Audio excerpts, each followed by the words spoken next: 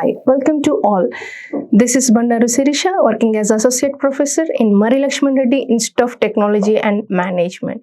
Today, I am going to give lecture on essential elements of a valid contract in Indian Contract Act 1872. Here, through this lecture, we can able to understand basic principles and essential elements of a valid contract. Before going to the lecture, first we will illustrate what are these laws. Laws are rules and regulations which are framed by the government to regulate the activities of the people who are residing in the country. Unless we don't have these rules and regulation, people will behave according to their will and wish. In the same way, we have these laws even in this mercantile transactions, which is under the part of this laws. And this Indian contract is part of this mercantile law. This Indian Contract Act 1872 is comprises of 266 sections, and it came into force on 1st March 1872, which applies whole of India. And now first we'll know the meaning of a contract. Contract is an agreement which is enforceable by law. But here we should understand the agreement and contract is not the same. Agreements are the reciprocal promises forming consideration. The oral agreements and the promises are not valid in the eyes of law, whereas contracts which are enforceable by law and which involves this particular law, rules and regulations which are authenticated is called as a contract. For example, agreement. Here, the person who is sharing his apartment with another person, if he has not paid his share, he cannot sue because it is just oral and reciprocal promises between these two parties. Whereas when it comes to the contract, we will possess the legal document with all conditions and rules and regulation. So here, contract is an agreement which is enforceable by law and which have to possess all the essential elements. Now let us discuss all those essential elements according to the Indian Contract Act 1872. The first essential element is offer and acceptance. So, offer, according to section 2A, offer is if one person signifies his willingness to do or to abstain from doing something, having an intention to get the assent of other party is referred as offer. If you want to make any contract, we need to have two parties. One is a offerer, one is a offeree. So if one, for example, if one person selling his car, so the other person accepts, it becomes a promise. So one has to offer something to receive by other party. So that is referred as an offer. And acceptance, if one person signifies his willingness for the offer which he has made by the offerer according to the section 2 subsection B is called as a acceptance. And this offer plus acceptance will become as a promise, and the promise plus consideration will form an agreement, and the agreement plus enforceability will become as a contract. Now, the other element, essential element, is intention to create a legal relation. When we are making a contract, so the two parties, the promiser and promisee, must have a serious intention to create a legal relationship. Social promises and social agreements are not valid. For example, wife and husband doesn't have any legal separation, but the husband has promised to pay maintenance on monthly basis, but whereas he has failed to pay that maintenance to his wife. Now the wife can't sue on husband because there is no serious intention to create a legal relationship. It is just a social promise which is made by the husband. So here, when we are making a contract, there should be a serious intention to create a legal relationship. For example, if your friend invites you a party, if you fail to attend that party, your friend can't sue on you because it is just a social obligation or the social invitation that your friend can't sue on you. When you are making a contract, both the parties must have a serious and commercial intention to create a legal relationship. This is the other essential element of a valid contract. Let us illustrate the next valid element, that is lawful consideration. Consideration. Here consideration means quid pro quo, means something in written. Both the parties must have some sort of a commercial benefit. Means the promiser must have something in written and the promisee must have some kind of a mutual benefit in written.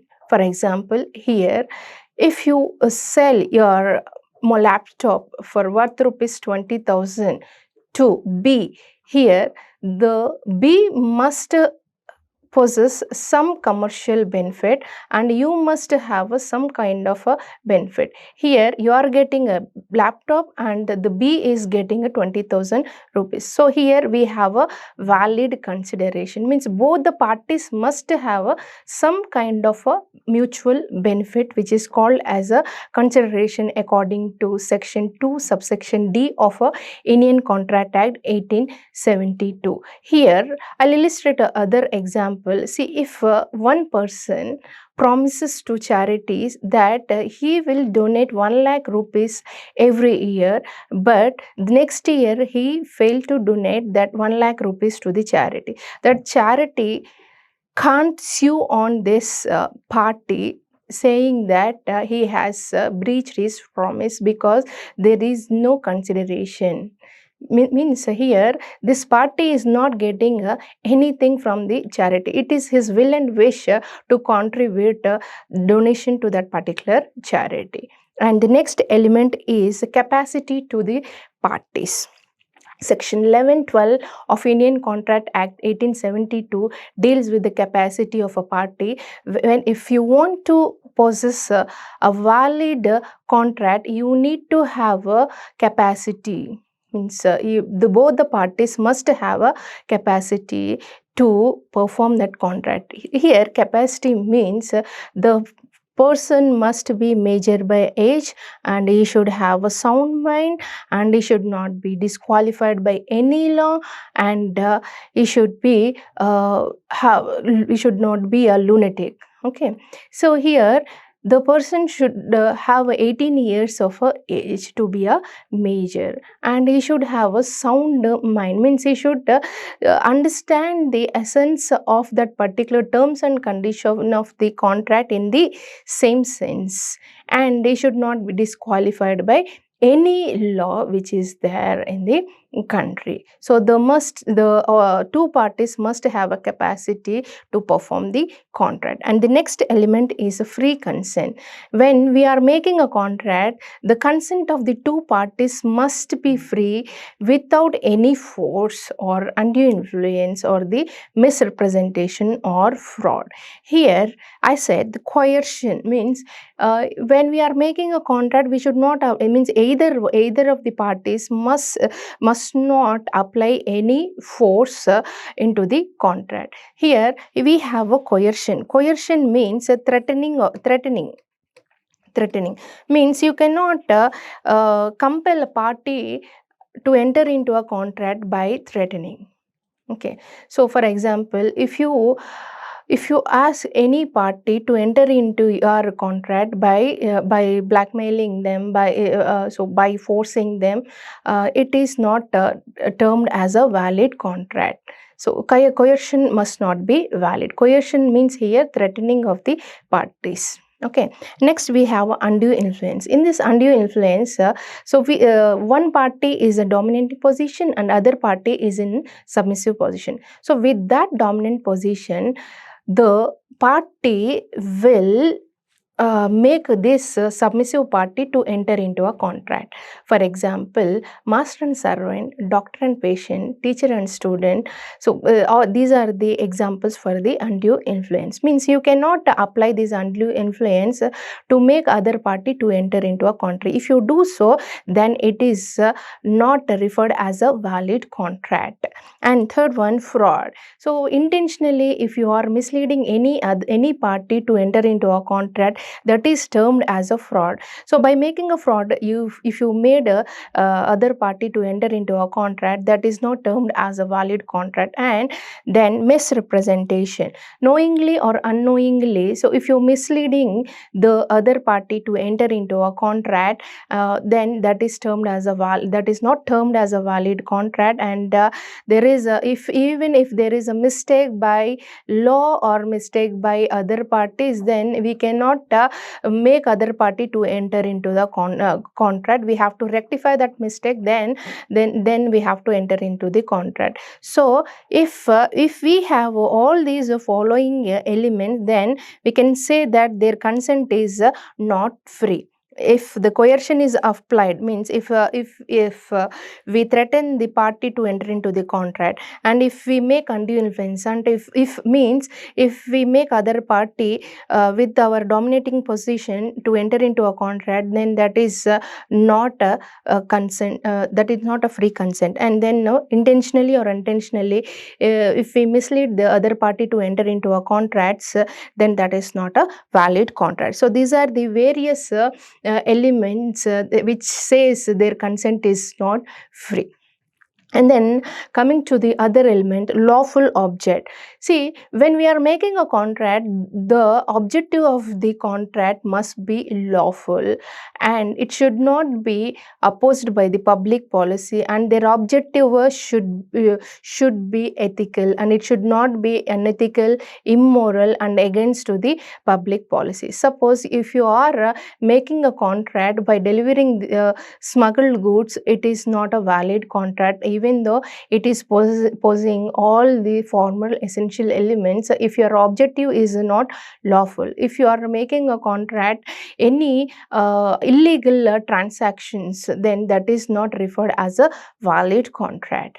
And then coming to the other essential element, certainty and clarity. When you are making a contract, there should be a clarity and certainty when you are communicating. For example, if you are making an offer, then what you are making, so the terms and conditions must be clear. For example, here, so you ordered oil from the shop B, and but you didn't say that which oil it is. So he has delivered castor oil instead of a coconut oil. Your intention is he has to deliver the coconut oil. Means here you have not communicated the terms and conditions clearly to other parties. So when we are making a contract, the terms and condition and the parties must be clear and certain.